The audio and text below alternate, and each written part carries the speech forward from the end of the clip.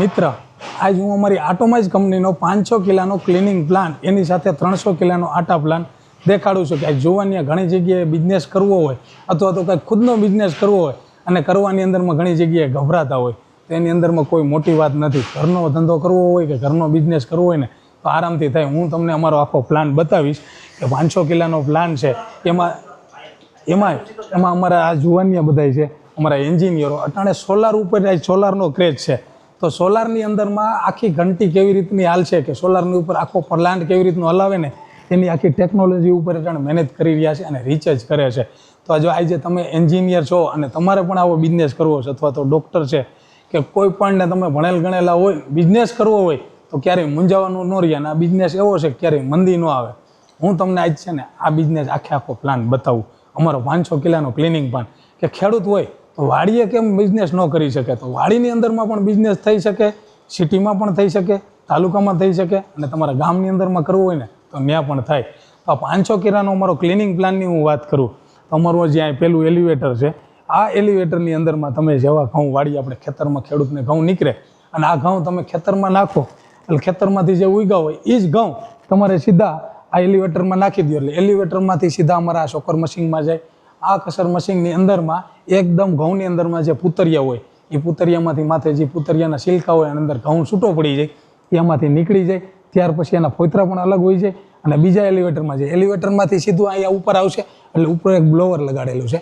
બ્લોવરની સાથે vacuum cleaner complete છે એટલે વેક્યુમની અંદરમાં એ જે ડસ્ટ ક્લીનર રહ્યું ને એમાંથી જે કંઈ ડસ્ટ હોય ઝીણા મોટી અથવા તો પૂતરિયા હોય એના સિલકા નીકળ્યા હોય એ આ ડસ્ટમાંથી સીધા ખેંચી અને સીધા જ એમાં આગળ નીકળી જાય. અને ઘઉંની અંદરમાં જે હું વાત કરું તો આ રાઉન્ડ ગ્રેડર સાયણો છે. આ રાઉન્ડ ગ્રેડરની અંદરમાં તમારે ઘઉંની અંદરમાં જે કાંઈ ઝીણી ડસ્ટ હોય અથવા તો ઝીણા ઝીણા કાંકરા હોય કોઈ પણ પ્રકારનું હોય એ પહેલાં આ જે આઉટપુટ રહ્યું એની અંદરમાં નીકળી જાય. ત્યાર પછી જે બીજું આઉટપુટ છે તો બીજા આઉટપુટની અંદરમાં શું કામ રહીએ કે ઘઉં આપણે ખેતરમાં થાય તો ઘઉંની અંદરમાં ઘણી જગ્યાએ શેઢા પારે કે પછાટે ઘણી જગ્યાએ અમુક એવો ઢારવાળો વિસ્તાર હોય ને ત્યાં ઘઉંને પાણી ન મળતું હોય એટલે એ ઘઉં એકદમ સીપલા અને ઝીણા થયા હોય તો એ ઘઉંને છૂટા પાડવા પડે. કારણ કે નકર જો એ ઘઉંમાં જાય અને એનો લોટ ધરે ને તો એ લોટની અંદરમાં બરાબર રોટલી મીઠાઈશ ન આવે.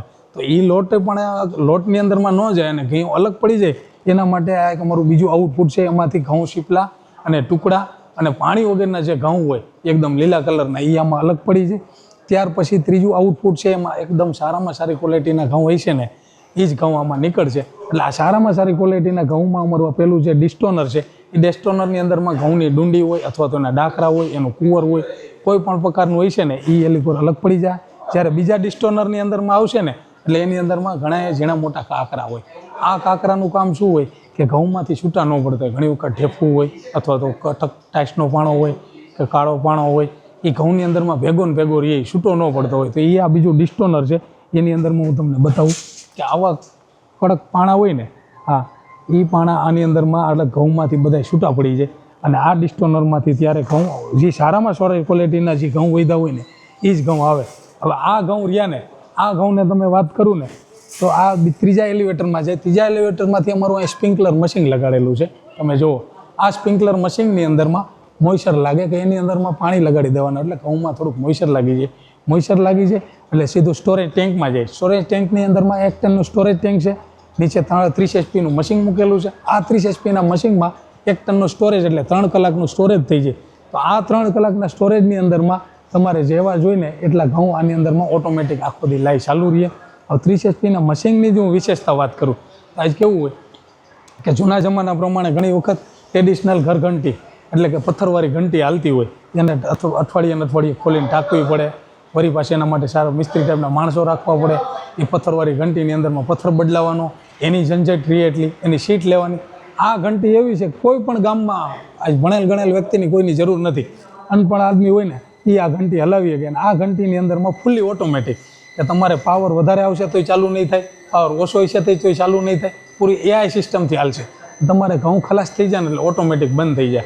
આ પહેલું ચેમ્બર રહ્યું ને એ ડબલ ચેમ્બર છે. ડબલ ચેમ્બરની અંદરમાં ઘઉંને 8 થી 10 ટુકડા કરી બીજા ચેમ્બરમાં આવે. જેવો આટો તૈયાર થઈ જાય એવો સીધો ઠંડો થવા માટે સાયક્લોનમાં હોય જાય.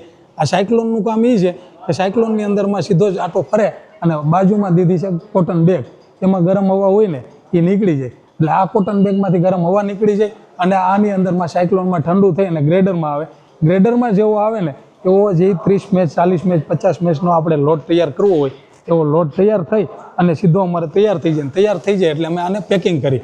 તો આ બધા અમારી પાસે 10 કિલાનું પેકિંગ, 5 કિલાનું પેકિંગ, 20 કિલાનું પેકિંગ, 25 કિલાનું પેકિંગ એવી રીતના અમે પેકિંગ કરી છે. અને અમારો મેન બિઝનેસ હોય તો કરિયાણાની દુકાન, મંદિર, રેસ્ટોરન્ટ, કેન્ટીન, પાપણવાળા એ બધાને અમે લોટ તૈયાર કરી અને આપતા હોય. એવી જ રીતનો તમારે પણ જો આવો જ બિઝનેસ સ્ટાર્ટ કરવો હોય તો અમારી આટોમાઇઝ મેન્યુફેક્ચરિંગ કંપની શાપર વેરાવળમાં આવેલી છે, રાજકોટની અંદરમાં.